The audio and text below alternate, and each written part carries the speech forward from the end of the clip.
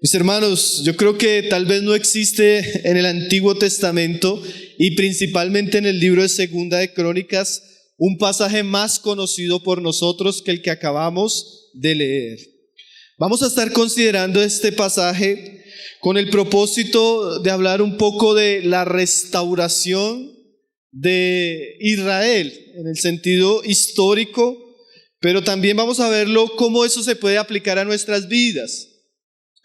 Para situarnos en el libro Segunda de Crónicas, que es uno de los escritos que llevó a cabo Esdras el escriba, tiene el propósito de narrarnos la historia de los reyes de Israel después de David. Comienza con la historia de Salomón, se centra principalmente en la edificación del templo. El contexto inmediato es cuando Salomón ora y dedica el templo a Dios, y Dios se le aparece por segunda vez y le responde. De allí en adelante el libro de Crónicas nos va a mostrar la historia de todos los reyes del reino de Judá, tanto sus victorias como sus caídas. Ahora, este pasaje, como decíamos, es la respuesta de Dios a la oración de Salomón. La oración de Salomón es: Señor, dedicamos esta casa que ellos habían durado años edificando, el templo de Jerusalén, y te pedimos que cuando tu pueblo pecare, o cuando vinieren guerras, o hubiere hambre, si tu pueblo se volviere a ti y orara en dirección a esta casa, tú nos oigas, Señor, y tú nos respondas. Así como sintetizando la oración de Salomón. Cuando Salomón dedica el templo y ora de esta manera, inmediatamente se le aparece Dios en esos días y le responde. Y la respuesta es este pasaje. Y en este pasaje nos vamos a dar cuenta que la restauración del pueblo de Dios, cuando había venido el pecado, cuando había venido la desobediencia, realmente podía suceder si ellos oraban.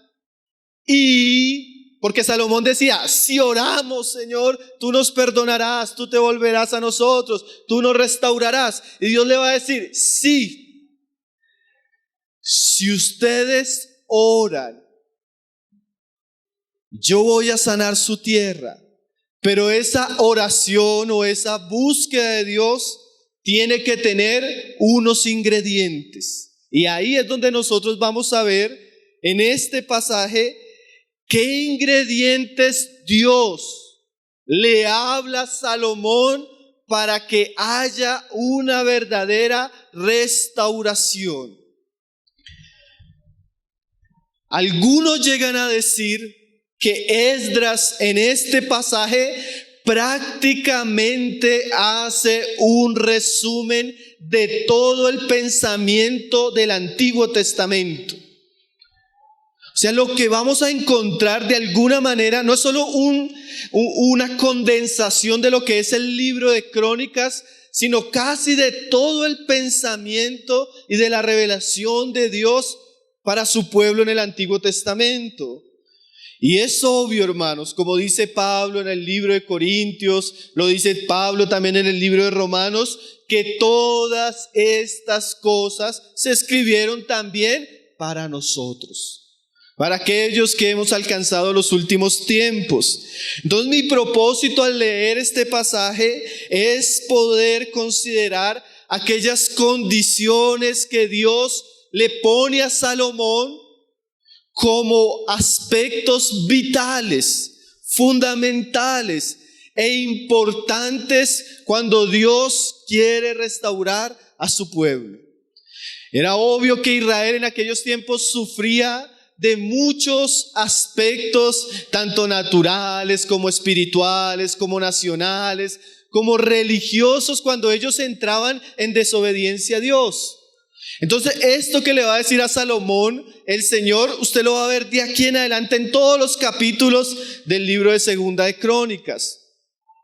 Pero hermanos, nosotros sabemos que el pecado, la rebeldía y la necedad de Israel es como un ejemplo, es como un pequeño prototipo de nuestros pecados, de nuestras rebeldías y de nuestras necedades. Entonces lo que Dios le va a decir a Israel es muy aplicable a nosotros. Sea en un ambiente personal donde yo necesito arrepentimiento y salvación, sea en un ambiente familiar donde yo necesito que Dios restaure algunos aspectos que están en una especie de juicio o de calamidad en mi vida o en mi familia, sea en un aspecto local como iglesia donde yo realmente deseo que Dios restaure, yo realmente deseo que Dios avive la iglesia, yo realmente deseo que la iglesia sea sanada. O también pudiéramos verlo como sucedía en este contexto de manera nacional. Muchas veces Israel se vio en una serie de circunstancias donde necesitaban la intervención de Dios y, como dice el pasaje aquí, que Dios sanara su tierra. Entonces lo que vamos a ver siempre va a ser algo muy oportuno, muy importante, y ustedes van a darse cuenta cómo esto está también ligado a la vida y a la enseñanza de nuestro Señor Jesucristo y de los apóstoles. Muchas gracias, mi hermano. Entonces, bueno, vamos a leer el pasaje nuevamente. Vamos a ver como un panorama del pasaje para ver los tres aspectos que vamos a resaltar en el verso, principalmente en el verso 14.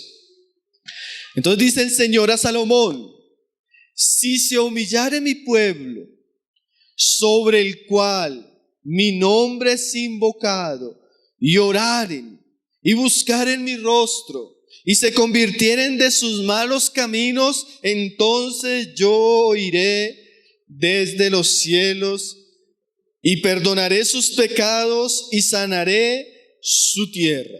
Si nosotros podemos hacer un bosquejo de este versículo, podríamos decir así: el pasaje está dirigido al pueblo, aquellos que invocan el nombre del Señor, y las condiciones son las siguientes. La primera es: si se humillare mi pueblo. La segunda es: y orare y buscare mi rostro. Y la tercera sería: y se convirtieren de sus malos caminos. Ahí sí dice entonces. Si esto no está, entonces no encontramos el entonces. Pero cuando el pueblo se humilla, busca a Dios y se arrepiente de sus malos caminos, entonces Dios oirá y sanará la tierra. Entonces vamos a comenzar con el primer aspecto de este que nos habla en este pasaje el Señor. Dice ahí: si se humillare mi pueblo. Recuerden que el contexto es cuando vinieren juicios de Dios, guerras, calamidades, hambres, vinieran consecuencias. Entonces Dios iba a oír si el pueblo, como dice acá, se humillare. Y lo primero que el Señor le muestra al pueblo es que para que Dios pueda oír, para que Dios pueda salvar, para que Dios pueda sanar, para que Dios pueda restaurar, el pueblo primeramente tiene que humillarse. Recuerde que esto se puede aplicar al pueblo como nación, al pueblo como iglesia, al pueblo como familia, o al pueblo de una manera muy individual. Humillarse. Ese humillarse implícitamente tiene que ver con un trato que nosotros debemos hacer con nosotros mismos, principalmente con nuestro orgullo. Generalmente la raíz de todos los pecados y de todas las cosas que vienen contra nosotros, generalmente es el orgullo. El orgullo fue la base, la razón de la caída del hombre. Como dice Matthew Henry, una frase que siempre recordamos, pero que es muy cierta: lastimosamente el orgullo convirtió ángeles en demonios. Y el orgullo puede convertir el pueblo de Dios en un pueblo bajo la ira de Dios. El orgullo puede convertir ovejas en cabras, siervos en falsos obreros. El orgullo puede destruir los mejores dones, los mejores talentos, los mejores propósitos. Cuando el orgullo crece en el pueblo, lo único que le espera al pueblo es el juicio de Dios y la disciplina. Entonces el Señor lo primero que nos dice, si realmente queremos que haya un arrepentimiento, una sanación o una restauración, es que debe haber humillación. Marshall Segal, hablando del problema del orgullo, dice lo siguiente: el problema del orgullo es que él cambia la percepción que nosotros tenemos de nosotros mismos y del mundo que nos rodea. Y ese cambio de percepción hace que nosotros de alguna manera traicionemos la verdad. Porque una persona orgullosa no necesariamente es la que camina de una manera altiva. No es ese orgullo que nosotros detectamos a veces fácilmente en una persona que se viste de tal manera o que le gusta comprar ciertas cosas. El orgullo es mucho más sutil, mucho más peligroso. El orgullo es cuando el hombre considera la vida sin Dios. Cuando el hombre cree que él puede vivir por sí mismo, para él mismo, poniendo sus propias condiciones, aun siendo a un lado, pues la verdad de que Dios existe, la verdad de que Dios es soberano y la verdad de que Dios demanda de sus criaturas que anden de cierta manera delante de Él por su palabra. Entonces nuestro hermano sigue diciendo, Marshall Segal dice, el orgullo paraliza nuestras almas y nos mantiene tan centrados en nosotros mismos que nos llega a maldecir. Nos arrastra hasta la muerte y nos hace pensar falsamente que podemos tener el control de todo. El orgullo fija nuestros ojos en nuestras necesidades, nuestros planes, nuestros dones, nuestro esfuerzo, nuestros problemas, en nosotros mismos, de tal manera que nos olvidamos de Dios, su grandeza y su palabra. El orgullo nos ciega. Y también, miren lo sutil del orgullo, y también elimina cualquier deseo o motivación para buscarle. Lo peor de todo, dice nuestro hermano, acerca del orgullo, es que el orgullo genera una falsa confianza y una segura destrucción. La persona orgullosa es una persona que confía en sí mismo, en sus esfuerzos.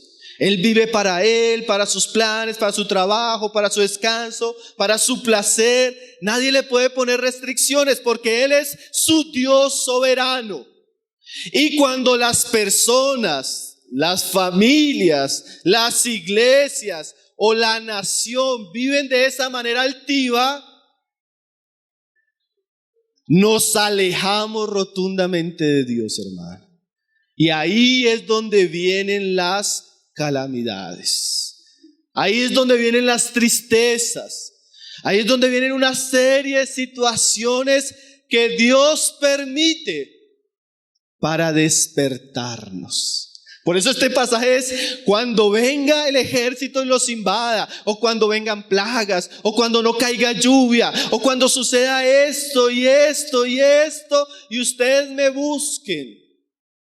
Y es tremendo, como dice C.S. Lewis, que el hombre lastimosamente no ve la mano misericordiosa de Dios en todas las bendiciones. Entonces Dios necesita usar la trompeta del sufrimiento para llamar nuestra atención. ¿Cómo no escuchamos con amor? ¿Cómo no escuchamos con bondad? Entonces Dios prefiere tener una nación quebrantada y en sufrimiento, que tenga la posibilidad de volverse a Él, que una nación próspera y condenada. Entonces Dios nos mueve el barco, nos cambia las condiciones y comenzamos a sentir que falsamente pensábamos que controlábamos las cosas.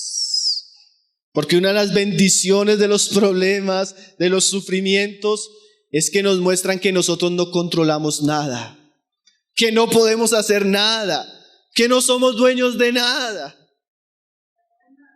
Entonces ahí, cuando Dios tiene a su pueblo en esa situación, lo primero que el Señor les dice es: necesitan ahora humillarse. Si se humillare mi pueblo. ¿Qué significa humillarse? Bueno, así como el orgullo nos aleja de Dios, la humillación nos acerca a Él. Así como el orgullo trae consecuencias, la humillación abre las puertas de Dios para nuestra vida. Literalmente la palabra humillarse, tanto en el Antiguo como en el Nuevo Testamento, se podía traducir rebajarse, o ponerse debajo, o derribarse, o inclinarse, o alinearse bajo alguien. La palabra nos dice que si el pueblo de Dios quiere que Dios lo restaure, lo sane, lo limpie, lo bendiga, lo avive, el pueblo de Dios necesita humillación. Hermano, uno se da cuenta mucho de esto, no solo en la palabra, sino en la experiencia. En la medida que nosotros no aprendemos a sujetarnos, a humillarnos, a agachar nuestra cara, a doblegar nuestra cerviz, a reconocer nuestra condición, en esa misma medida, en vez de recibir gracia, lo que nos encontramos es que Dios nos resiste. Cosas en la vida de una persona, en una familia, cosas a veces en una iglesia, cosas a veces en una ciudad, que donde los hombres y las mujeres se hubieran humillado, hubieran sido sanadas, restauradas, perdonadas, fácilmente comienzan a complicarse cuando hay orgullo. Comienzan a complicarse cuando hay dureza. Comienza a complicarse cuando nosotros no estamos dispuestos a doblegar nuestra cabeza. Y lo primero que el Señor dice es: si se humillare. Yo a veces me pongo a pensar, si se hubiera humillado, ¿cómo hubiera sido de fácil el perdón, la restauración? Si se hubiera humillado, ¿cómo Dios hubiera restaurado y usado grandemente? Si se hubiera humillado, podría estar entre nosotros sirviendo. Si se hubiera humillado, ¿cómo Dios lo hubiera levantado en su tiempo? Pero la falta de humillación, hermano. Nosotros somos descarados. No solo pecamos, sino después de pecar y con las consecuencias que trae el pecado, aún así andamos altivamente, hermano. Aún así no escuchamos. Aún así no estamos dispuestos a asumir responsabilidades. Es el engaño a veces del pecado del hombre. Por eso dice el Señor: si se humillare. Hermano, como alguien me decía en estos días, no se trata muchas veces de quién tiene la razón o no. Se trata de cuánto estamos dispuestos a agachar nuestra cara delante de Cristo, delante de su palabra, delante de los hermanos. Pero ¿cuánto nos cuesta agachar la cara, hermanos? ¿Cuánto nos cuesta guardar silencio, decir amén, si esto es lo que necesito? Amén. Si esto es para restaurarme, hermano, amén. Si esto es por perdón, amén. Si esto va a cambiar la situación de mi familia, amén. Si esto va a ser un cambio, un avivamiento en la iglesia, amén. Yo estoy dispuesto a callarme, a humillarme, a pagar el precio, a sufrir. Pero ¿por qué muchas veces no hay restauración, hermanos? ¿Por qué muchas veces no hay salvación, aún en los que están oyendo el evangelio? ¿Por qué Dios no responde las oraciones? ¿Por qué Dios no cambia las situaciones? Bueno, porque tal vez nuestro rostro está todavía muy alto. Necesitamos inclinar nuestro rostro más. Si deseamos realmente que Dios sane nuestra tierra, nuestras vidas, nuestras familias, nuestros ministerios, las iglesias donde el Señor nos ha puesto, la ciudad. Sin humillación, hermanos, va a haber bendición. Alguien decía: solo cuando el hombre es libre de la tiranía, del orgullo y de su rebelión contra Dios, podrá disfrutar de su gracia. Solo, hermanos, cuando Dios nos libra de nosotros mismos, es que vamos a comenzar a experimentar la gracia, la bendición del Señor. Si nosotros, alguien te decía, si nosotros supiéramos lo peligroso que es nuestra autosuficiencia, nuestro orgullo, nuestra confianza en nosotros mismos, si viéramos eso como un mal, como un cáncer, lo trataríamos de manera regular con la palabra de Dios y con la comunión con el Hijo de Dios. Vamos a ver unos ejemplos prácticos de cómo eso se vio en algunos pasajes del mismo libro. Segunda de Crónicas 33:12 nos habla de uno de los peores reyes de Israel, Manasés.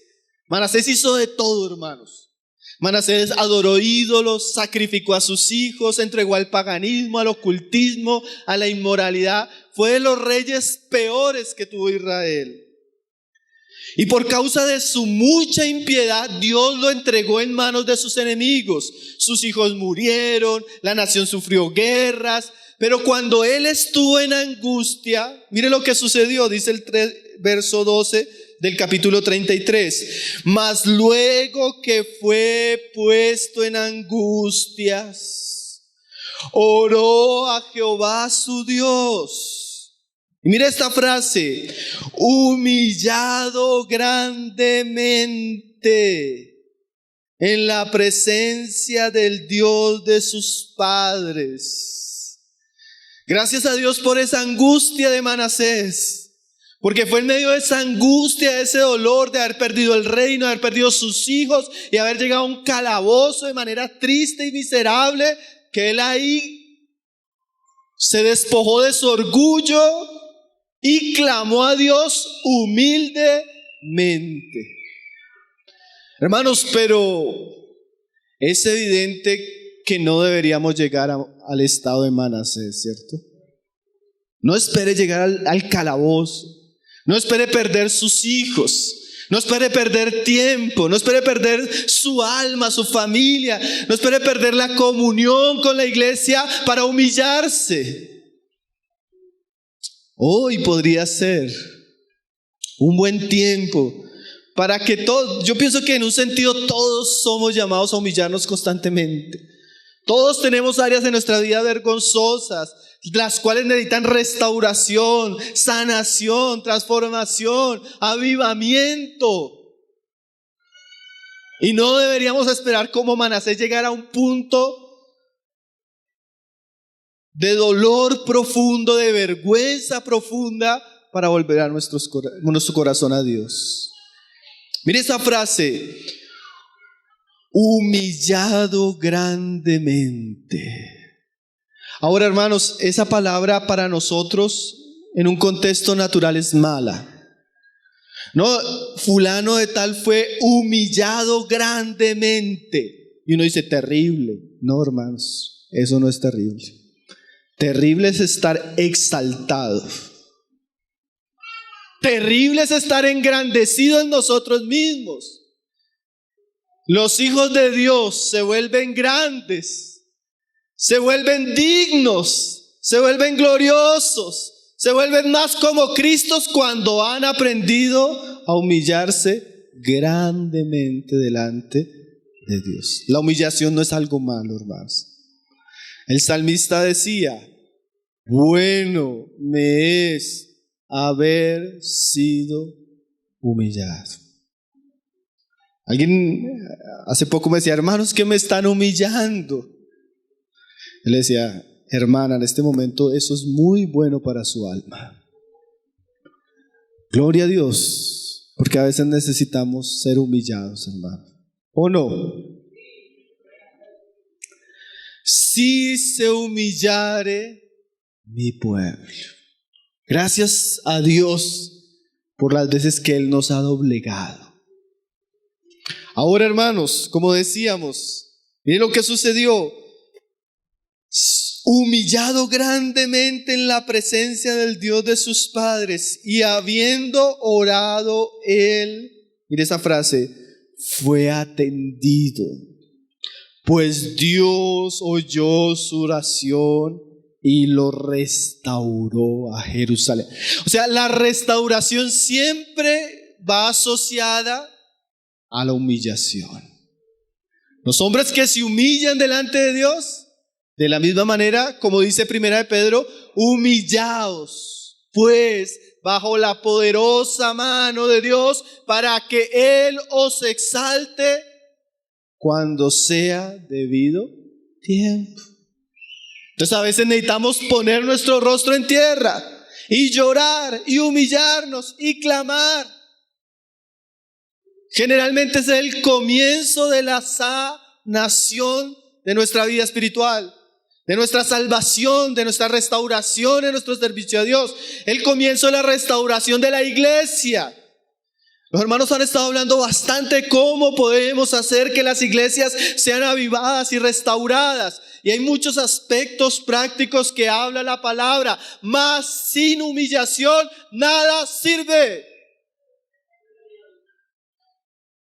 La altivez, el orgullo y nuestra autosuficiencia hace que la gloria y la presencia de Dios huya de nosotros.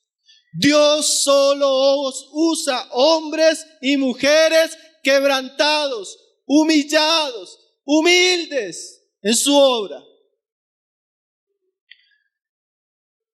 Como decía Miguel Núñez, no hablemos de avivamiento sin arrepentimiento. No le predique a una persona de salvación sin humillación. Eso no existe en la palabra, hermanos. Siempre estos aspectos han sido parte del testimonio de Dios. Ahora, cuando los hombres se humillan, Dios los restaura. Segundo aspecto, entonces, si se humillare, primer aspecto, mi pueblo, sobre el cual mi nombre es invocado. Dice ahí, y oraren, y buscaren mi rostro. Segundo aspecto, oración y búsqueda de Dios. Dios primero nos llama a humillarnos y luego nos llama a orar, a buscarle. Alguien decía, si no hay humillación, es difícil la oración, porque el orgulloso ora poco. Y se caracteriza porque él controla, manipula y es autodependiente. Pero el hombre quebrantado, el hombre que está en búsqueda de Dios, él se va a caracterizar por su vida de oración. Ahora, hermanos, como decíamos, esto es como una síntesis del libro y del Antiguo Testamento. Usted puede ver muchos pasajes donde el pueblo entró en épocas difíciles, terribles, peligrosas. Pero cuando el pueblo con sus reyes buscaban a Dios y oraban, las cosas cambiaban. Vamos a ver un ejemplo ahí en el capítulo 15, verso 1. En mismo Crónicas, donde el Señor le habla al rey Asa. Eso lo estuvimos estudiando con los hermanos de la iglesia ahorita a final de año. Y es una palabra que va de acuerdo a esto, la importancia para ser restaurados de buscar a Dios y de orar, que esas cosas están juntas.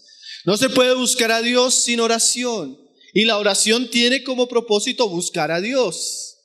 Pues siempre van de la mano. Y mire la profecía que el Señor le dio al rey Asa en relación a esto. Segunda de Crónicas 15:1 dice, vino el Espíritu de Dios sobre Azarías, hijo de Obed, y salió al encuentro de Asa y le dijo, oídme, Asa y todo Judá y Benjamín, Jehová estará con vosotros si vosotros estuviereis con él, y si le buscareis será hallado de vosotros.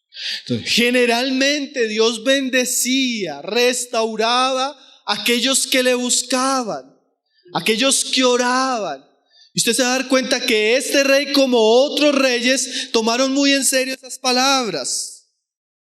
Buscaron a Dios y Dios se dejó encontrar de ellos.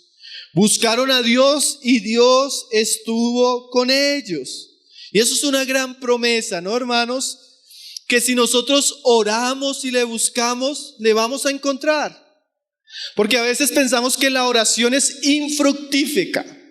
O a veces pensamos que la búsqueda no va a tener un encuentro.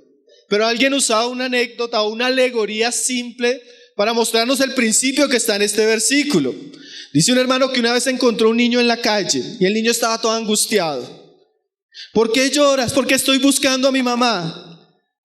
¿Cómo es tu mamá? Mi mamá es así, así, así, así, así. No te preocupes. Tu mamá también te está buscando. Sigue buscando porque yo la vi en la cuadra al lado y cuando la busques la vas a encontrar. Hermanos, nosotros buscamos a Dios, pero realmente Dios es el que siempre nos está buscando. ¿Por qué no le encontramos? Porque no le buscamos. Porque no oramos y no le buscamos.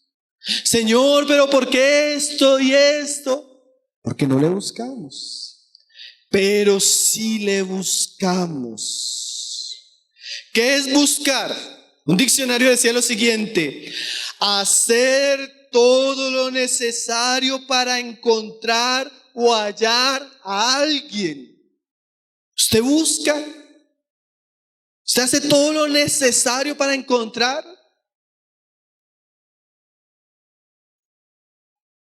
Imagínese que usted vaya a una ciudad grande, usted va con su niño pequeño y su niño pequeño se le pierde.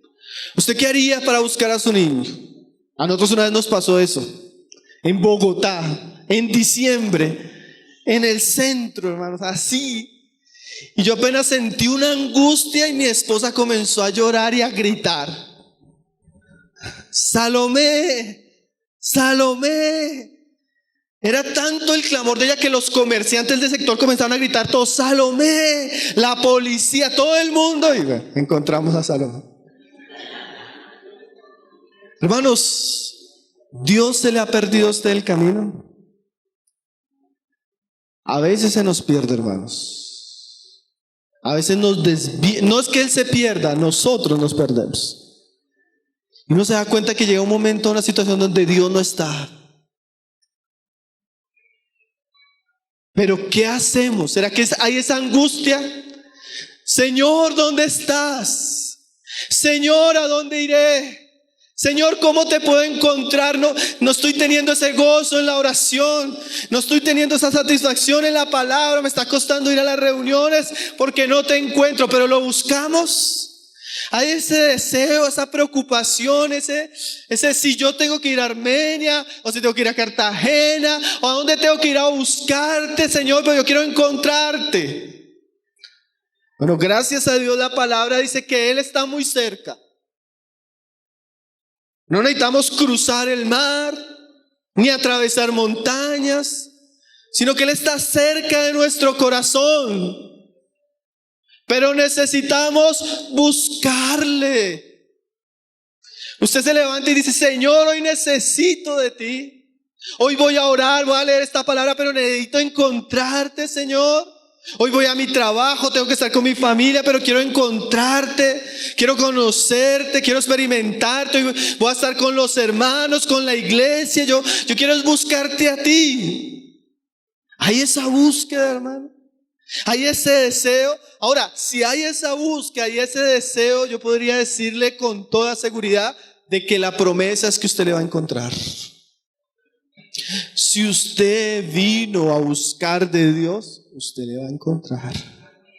Ahora, si vino a otra cosa, porque a veces venimos a otras cosas, ¿no, hermano?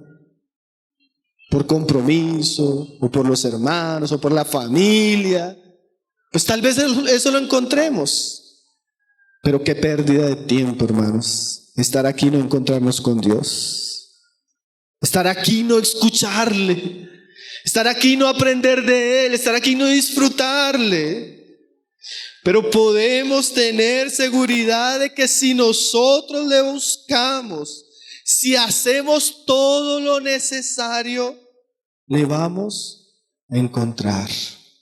El Señor usa en el Nuevo Testamento unas parábolas para mostrar las cosas que nosotros amamos y cómo las buscamos. Una mujer perdió un dracma. Haga de cuenta, tiene 1.000.000 de pesos y perdió 100.000 pesos. Y esa mujer levantó la cama, la mesita de noches, corrió todo hasta que lo encontró. Un hombre iba con 100 ovejas, perdió una oveja y dejó las 99 hasta ir a buscar la oveja que se le había perdido. Un hombre tenía 2 hijos y uno se le perdió. Esos son ejemplos naturales de cosas que si nosotros las perdiéramos, las buscaríamos de todo corazón. Hermanos, ¿será que así nosotros buscamos a Dios? Si nosotros buscáramos a Dios como buscamos la plata, dice Proverbios. Si nosotros fuéramos dedicados con Dios como somos dedicados con nuestro trabajo, como amamos nuestros bienes, como cuidamos a nuestros hijos, ¿qué tipo de cristianos seríamos, cierto, hermanos? ¿Cuánta diferencia habría de nosotros? Pero miren lo que le dice el profeta a este pueblo: si ustedes le buscan, le van a encontrar. Hermano, yo podría decirle a usted que si usted de todo corazón le busca, le va a encontrar. Una hermana le preguntaba a mi esposa hace un tiempo y le decía: hermana, es que no sé cómo hago para que mi hijo quiera buscar del Señor. Mi esposa le decía: hermana, ¿usted busca del Señor? Hay papás que quieren que sus hijas sean los hijos piadosos, que ellos no son como padres. Qué incongruencia, ¿cierto, hermanos? Entonces mi esposa le decía: busque usted primeramente al Señor, que usted lo pueda conocer, que su hijo pueda ver a Cristo en su vida. Pero a veces no buscamos al Señor, hermanos. A veces buscamos tener un lugar, un ministerio, visibilidad, y eso llega, porque eso es parte de la vida de la iglesia. Pero esa no es la búsqueda que debe tener nuestro corazón. Nosotros debemos buscar a Dios, a Cristo, la comunión íntima, profunda. Qué bueno sería proponer. Este pueblo, ¿sabe qué hizo después de estas palabras? Hizo un pacto. Se reunieron todos, se pusieron de acuerdo que ahora en adelante ellos iban a buscar a Dios de todo corazón. Hay otro rey, creo que es Joram, que el versículo es corto y dice así: Joram prosperó grande y poderosamente porque preparó sus caminos delante de Dios. ¿Qué es preparar nuestros caminos? Señor, este año tengo el deseo de esto, quiero hacer esto, estamos trabajando en esto, deseamos comenzar esto, pero no queremos comenzar sin antes buscar tu rostro y tu voluntad para que tú nos guíes y si nos muestres que esta es tu porción para nuestras vidas. ¿Será que estamos buscando a Dios, hermano? Generalmente alguien decía: hacemos cosas, tomamos decisiones, vienen las consecuencias y ahí sí oramos. Ahí sí buscamos. Ya cuando estamos metidos en el... Ahí también una advertencia: mas si le dejareis, ¿qué va a suceder? Él también os dejará. ¿Qué significa dejarle? No dejarle es lo contrario de buscarle, ¿cierto? Dejarle, la palabra hebrea se podría traducir dejar, abandonar. Mire esta palabra: aplazar. Después, Señor, más adelante, Señor. Ahí usted está, ¿qué? Dejándole. Aquí es como montar bicicleta: o estamos avanzando o estamos cayendo. O le estamos buscando o estamos descuidando esa búsqueda. O le estamos buscando o estamos desatendiendo ese llamado. O le estamos buscando o estamos soltándonos de Dios. Dice ahí: mas si le dejareis. Esta frase es terrible, hermanos. Él también os dejará. Terrible esas palabras. Y más terrible si usted lee todo el libro. Y usted mira cada uno de los reyes que le dejó y las consecuencias que vinieron. Ahora, hermanos, eso no es solo historia. Uno a veces se da cuenta de las consecuencias tristes y lamentables de abandonar a Dios y abandonar su camino. Consecuencias temporales y consecuencias eternas. Miren lo que dice Segunda de Crónicas 12:13, para ver solo un ejemplo de esto. Vamos a leer el pasaje y vamos a ver siempre un ejemplo de alguien que hizo esto.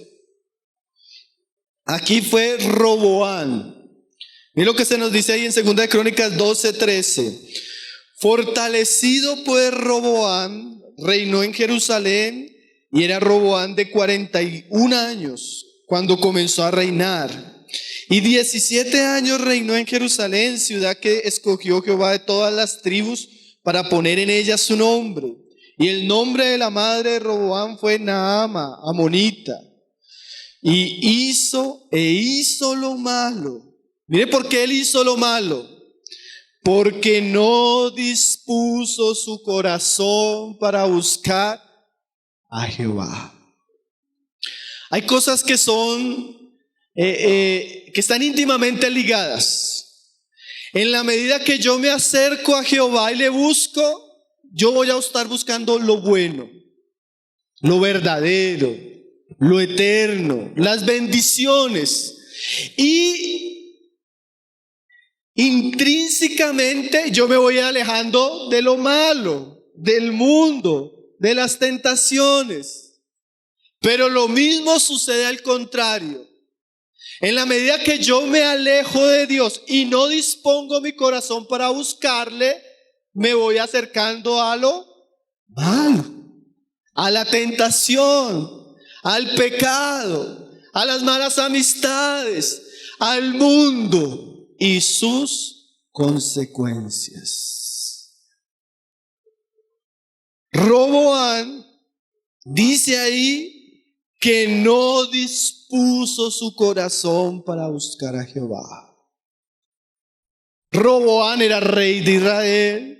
Roboán tenía la palabra de Dios. Roboán tenía profetas. Roboán tenía el templo y todo el culto a Dios. Y aún así Roboán no dispuso su corazón para buscar. Terrible la obstinación de este hombre, ¿no, hermanos? Ahora nosotros tenemos más cosas. Tenemos a Cristo, tenemos su sacrificio, tenemos el Espíritu Santo, tenemos la palabra, tenemos la iglesia, tenemos reuniones, tenemos campamentos. Algunos tienen familia cristiana. Y aún así no han dispuesto su corazón para buscar a Dios. No se me duerma, mi hermano. No se me duerma. Yo sé que ha sido unas noches vamos a despertarnos. Y no dispuso. ¿Qué es disponer el corazón? Nosotros usamos mucho ese lenguaje, ¿no, hermanos? Ya que vino acá, disponga el corazón. Porque a veces tenemos un corazón caprichoso. Tenemos un corazón inconforme. Tenemos un corazón que siempre como que nos quiere poner tropiezo a esta búsqueda. No, está lloviendo, está haciendo frío, es muy temprano. Ir a la reunión para ver a tal hermano. No, yo no quiero leer la Biblia porque no entiendo. Y nuestro corazón a veces, él tiene una cantidad de objeciones y excusas. No es así, hermanos. A veces uno tiene que tratar con uno mismo. No, ya estoy en el campamento, voy a disponerme para venir a la reunión temprano, voy a disponerme para alabar, voy a disponerme para que el Señor me hable, yo voy a disponerme para que haga el Señor algo en mi vida. Hay que disponer el corazón para buscar. ¿Se acuerdan de Daniel? Dice así la palabra, que Daniel se propuso en su corazón. O sea, Daniel se sentó y le dijo a su corazón, corazón, en la gracia de Dios, por lo que Dios nos ha dicho, por lo que Él ha mandado en su palabra, vamos a hacer esto. Pero Roboán no dice, no dispuso. Qué frase tan corta para resumir una vida. Porque a veces esto no es solo de un día o de una mañana. A veces es una vida. Meses, años, problemas, situaciones, y la persona todavía no dispuso. Terrible, ¿no, hermanos? El justo, dice un pasaje, pasa por situaciones y ni aún así aprende. Y como no dispuso su corazón para buscar a Jehová, entonces hizo lo malo. Fuera de Dios no hay nada bueno, hermanos. Fuera de Dios siempre. Hay gente que me dice, hermano, pero es que yo no quería hacer lo malo. No necesita querer. Solo necesitarle la espalda a Dios porque el mal lo va a atrapar. El mal lo va a atrapar, hermanos. Porque Dios es nuestro mayor bien. Como cantábamos hoy. En Él estamos seguros. Escondidos, pero salga de él a este mundo lleno de tentaciones, salga de él a este mundo lleno de pecado, de engaño, de falsedad, de vanidad, y lo que le espera a su alma, el alma de su familia y el alma de la iglesia, hermano. Lo que nos esperaría como iglesia si tomáramos la decisión de salir de él y hacer las cosas por nosotros mismos, hermano. No nos espera nada bueno, hermano. Ahí sí, como dijo Matthew Henry, esos ángeles que terminaron en demonios son poco a lo que pudiéramos llegar a ser nosotros fuera de él. Fuera de Cristo hay una gran cantidad de peligros. Que Dios guarde nuestra alma. Si usted está en un punto donde dice, no, yo ya no quiero más, tenga cuidado con su alma. Si usted está en un punto donde quiere tirar la toalla, tenga cuidado con su alma. O si usted ya lo hizo y todavía no le ha sucedido, tenga cuidado con su alma, vuelva hacia Dios. Dios no puede ser burlado. Primero, si se humillare mi pueblo. Segundo, si el pueblo orare y le buscare. Y ahora tercero, para ir terminando, dice verso 14, 2 de Crónicas 7:14. Dice, y oraren y buscaren mi rostro y se convirtieren de sus malos caminos. Tercer punto, arrepentimiento o conversión. Esa palabra convertirse es una palabra que se usa con varias palabras, o sea, varios términos para referirse a arrepentimiento. Significa, o se puede también traducir, volver, desistir, cambiar, restaurar. Da la idea de que íbamos en una dirección y hacemos un giro para volver otra vez al camino. También implica restituir, apartarse o pagar. Todo esto nos habla de arrepentimiento. Si se convirtieren de sus malos caminos. Generalmente nosotros llegamos a ciertos puntos porque fuimos en un mal camino. No fuimos sabios, no tuvimos temor de Dios, no tuvimos instrucción, no obedecimos la palabra de Cristo, no oramos lo suficiente, nos descuidamos. Y generalmente todos, dice la palabra, vivíamos en malos caminos. Caminos de pecado, caminos de necedad, caminos de orgullo. Eso antes de Cristo, pero puede haber momentos en la vida cristiana que nos perdamos en malos caminos. Los hermanos que vienen por tierra saben cuán fácil es eso. Usted va con el GPS, usted está bien, usted está hablando, cuando usted ve el puente a la derecha, abajo, arriba, y usted no conoce la ciudad, y cuando usted llega y se manda, y usted se dio cuenta que se perdió. ¿Usted le ha pasado? Los que viajamos harto por tierra sabemos que eso pasa regularmente, nos perdemos. Hermano, y si eso sucede de una manera natural y fácil en la vida, espiritualmente sí que eso también acontece, hermanos. Pero fulanita iba lo más de bien. Fulanito iba, pero era el hermano que predicaba. Pero esa iglesia que era, pero esos hermanos, y ahora judaizantes, hermano. Ahora divorciado, ahora en la droga. Hace un tiempo íbamos un día con mi esposa y me dijo, ¿sí viste al hermano? ¿Cuál hermano? No lo vi, vi un borrachito que pasó así. de aquí para allá. Era el hermano tal. Hermanos, uno cree que la tentación, uno cree que desviarse eso es para... Hermano, uno no se imagina cómo la tentación, si no es tratada, como si no vivimos de manera íntegra, temerosa, en oración, en comunión con la iglesia, sujetándonos a la palabra de Cristo, exhortándonos regularmente y buscando la ayuda de Dios de manera regular.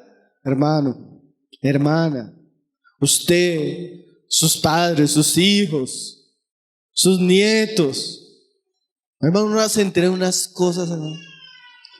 No, hermano, es que mi papá es cristiano, lo más de bonito, pero un día solo me metí al cuarto, abrí el celular, me metí y llegué a ver unas cosas, hermano. Hermano, y no sé, ahora me gustan los hombres. Estoy luchando con eso, hermano. ¿En qué momento perdió el camino y se fue por otro camino? Si uno se pone a contar testimonios, hermano, de las cosas que le escriben, que da de consejería, hermano, usted no se imagina. En cualquier momento usted puede ir y terminó en Pereira y no en Armenia, hermano. Y a veces coger y buscar la rotonda y el retorno es fácil en el carro, pero espiritualmente a veces son años, meses. Una cosa a veces que usted dice, a veces hay gente que, hermano, difícilmente vuelve al lugar donde se perdió. En la experiencia es así, hermanos. Y no solo en la experiencia, lea el libro de Crónicas. Porque a veces los hermanos dicen, no, este hermano es muy exagerado. Hermano, usted no ha leído esos libros. Usted ve cada historia, hay historias que a uno le duele el estómago. En el devocional acabé de pasar por primera y segunda de Crónicas. Me dolía el estómago algunas historias, hermano. Que uno dice, uy, Señor, esto pasaba entre el pueblo de Dios. Cuando ellos se apartaban del camino que decía el Señor, además de humillarse, orar y buscar, le dice, y se convirtieren. Eso literalmente quiere decir dejaren, abandonaren los malos caminos. Yo no puedo decir que estoy arrepentido y que quiero seguir a Dios y sigo haciendo las mismas cosas. Eso se le ha llamado siempre en la historia de la iglesia, ¿saben cómo, hermanos? Falso arrepentimiento. ¿Usted recuerda a Faraón? Oren por mí, por favor, oren por mí. Y oraron, el Señor lo sanó y siguió haciendo lo suyo. ¿Un qué? Falso arrepentimiento. El verdadero arrepentimiento siempre nos debe llevar a apartarnos de aquellas cosas en las que nos perdimos.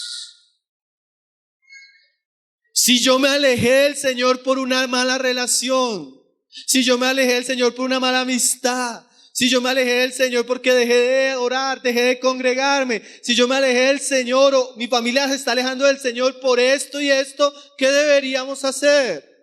Una reforma espiritual. Hay iglesias, hermano, que para que Dios pueda restaurarlas, muchas cosas tienen que cambiar, hermanos. Y a veces a nosotros no nos gustan los cambios, nos acostumbramos a los malos caminos. ¿Ustedes se han dado cuenta? Hermano, yo quiero dejar esto. Bueno, hermano, entonces tienes que hacer eso. Uy, no, hermano, todo eso. Hermanos, que quiero dejar la pornografía. Bueno, hermano, quita el internet y no le pague plan al celular y no meta computadora a su cuarto. Uy, no, qué radical, hermano. Qué radical. ¿Cómo Dios nos va a bendecir, hermanos? Creo que era Einstein el que decía, idiotez es seguir haciendo las mismas cosas y esperar resultados diferentes. A veces queremos que la iglesia cambie, Queremos que la familia cambie, pero no tenemos un devocional, no oramos juntos, ni estudiamos la palabra con nuestros hijos. Queremos que la iglesia cante y nadie va a cambie y no vamos a la reunión de oración. Queremos que la iglesia cante y ni nos congregamos.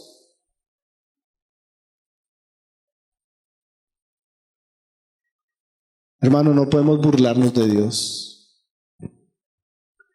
Todo lo que sembramos, eso cosecharemos. Arrepentimiento no es solo lamentarse o entristecerse, hermanos. Tiene que ver con un cambio. Una persona arrepentida no es la que llora. La persona arrepentida es la que cambia sus malos caminos, hermano. Miren lo que dice J.C. Ryle. No permita que nadie le haga creer que puede ser feliz en este mundo sin arrepentimiento. Porque hay gente que piensa así: no, yo hice lo que hice y sigo y ya las cosas siguen normal. No crea eso, hermano, es un engaño. Sin arrepentimiento no hay perdón.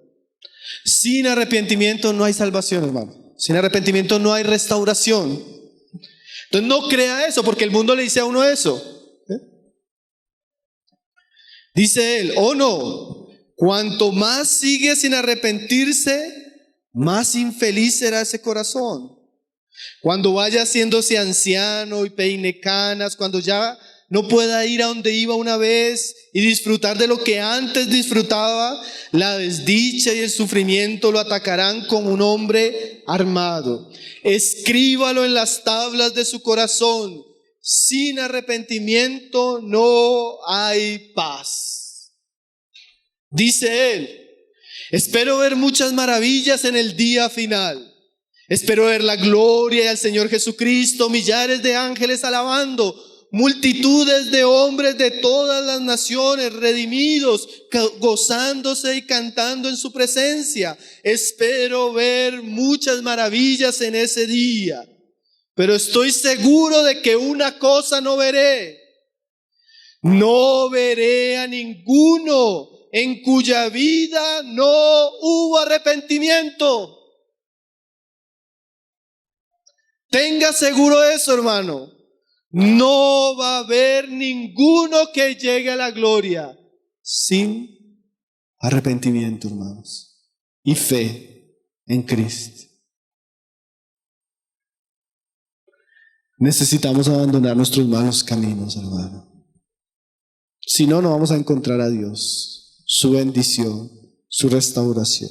Termino con un ejemplo de un rey, Josías. Ese sí lo vamos a ver en Segunda de Reyes, porque el pasaje de Crónicas es muy corto y no nos dice esta frase. Segunda de Reyes, que es el libro anterior, capítulo 23, verso 25, dice lo siguiente. Esta frase es preciosa, hermanos, una frase que contiene tanto contenido. Segunda de Reyes 23, 25 dice: no hubo otro rey antes de él. Mire esta frase: que se convirtiera Jehová de todo su corazón, de toda su alma y de todas sus fuerzas, conforme a toda la ley de Moisés. Ni después de él nació otro igual. Qué palabras, ¿no, hermanos? Para describir la vida de un hombre. De todos los reyes después de David, claro, no hubo como Josías ningún otro que se convirtiera como él, con toda su mente, con todo su corazón y con todas sus fuerzas. No tenemos el tiempo, hermanos, pero Josías comienza a restaurar la casa de Dios. Yo sé que conocen el pasaje, y él encuentra la palabra. Cuando él lee la palabra de una vez, se contrista y se arrepiente de sus malos caminos.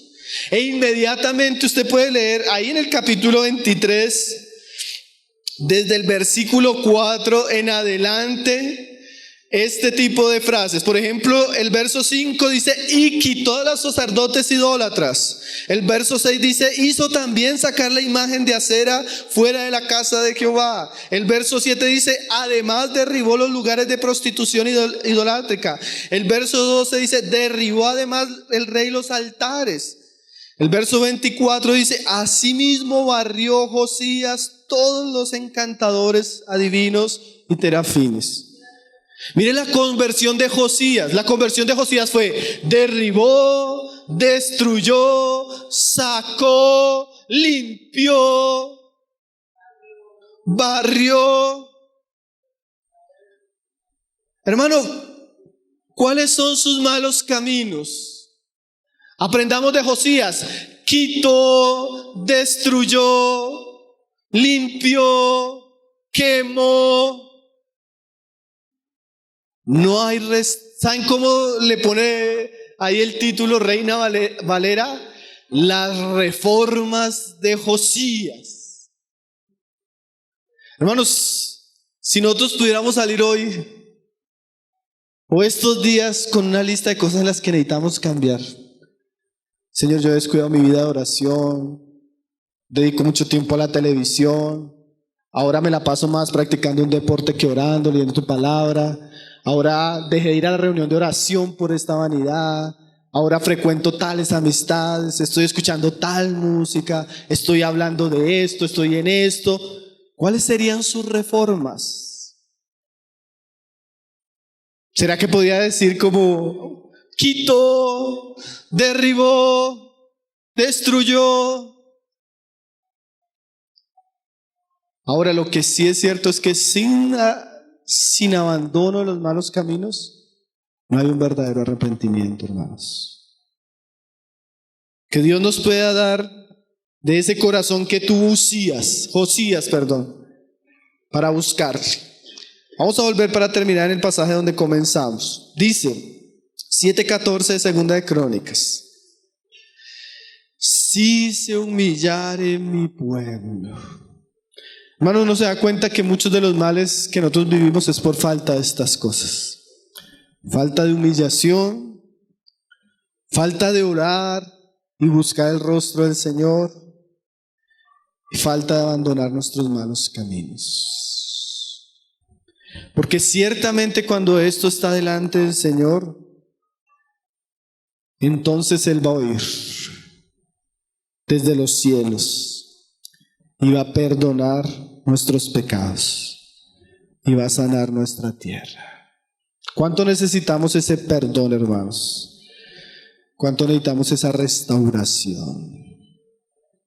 Ahora el Señor nos dé ese corazón que tuvieron aquellos que le buscaron, que se humillaron y que se arrepintieron de sus malos caminos. Padre, te damos gracias.